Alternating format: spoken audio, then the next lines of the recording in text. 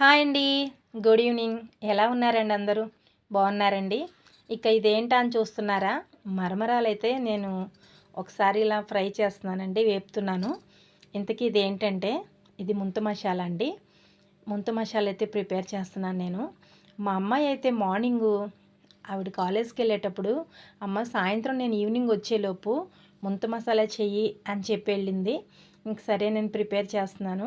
అది నేను ఎలా చేస్తానంటే, ఇలా మరమరాలు కొంచెం ఒకసారి అయితే ఫ్రై చేయాలండి. ఇలా మెత్తగా ఇలా మరమరాలు పట్టుకుని ఇలా అంటే మెత్తగా పిండిలా అయిపోవాలి.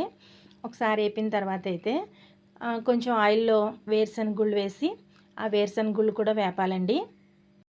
కానీ ఈ రెసిపీ తినే టైంలో చల్లగా ఉంటే చాలా బాగుంటుందండి. నిజంగా నేను ఈ ముంత మసాలా చేసే టైంలో మా ఊర్లో అయితే ఫుల్ వర్షం అండి. మొత్తం వాతావరణం అంతా కూడా కూల్ అయిపోయింది. ఇంక నేను ఈ ముంత మసాలా అయితే నేను చేస్తున్నాను. ఇంక నేను చేసే విధానం అయితే మీకు చెప్తున్నానండి.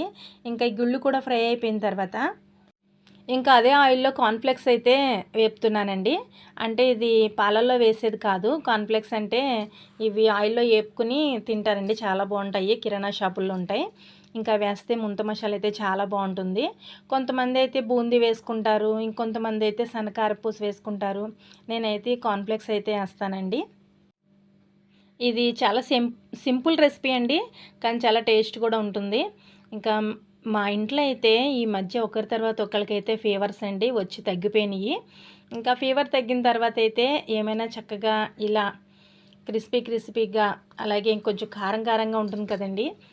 పుల్లగా కారంగా ఇలా తింటే బాగుంటుందని చెప్పి ఇంకా మా అమ్మాయి అయితే నేను సాయంత్రం వచ్చేటప్పటికి ప్రిపేర్ చేసి ఉంచమ్మా అని కాలేజీకి వెళ్ళింది. ఇంకా ఆవిడ కాలేజ్ నుంచి వచ్చేటప్పటికైతే నేనైతే ప్రిపేర్ చేస్తున్నానండి.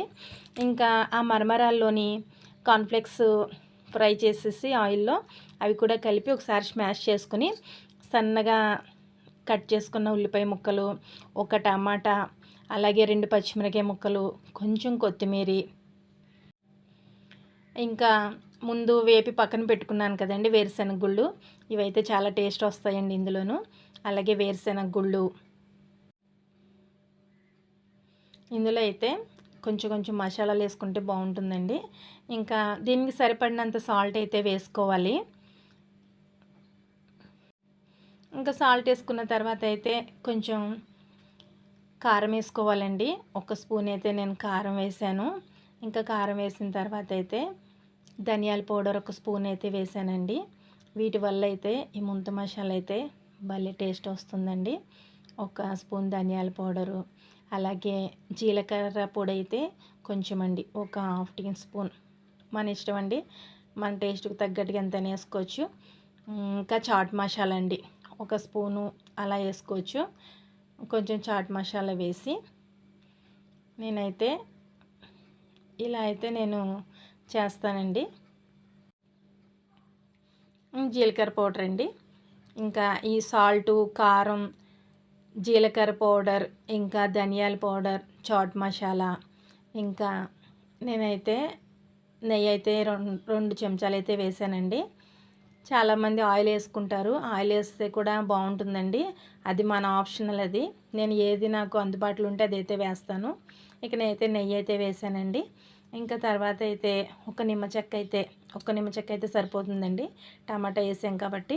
ఇంకా టమాటా కూడా వేసుకుని ఇంకేముందండి, బాగా స్మాష్ చేసుకోవడమే.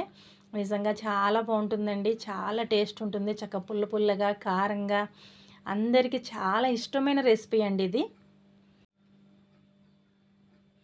ఇక ముంత మసాలా చేయటం అయితే కంప్లీట్ అయిపోయిందండి. ఇంకా మా అమ్మాయి రావటమే లేటు. తను కాలేజీ నుంచి రాగానే ఆమెకైతే పెట్టాలి.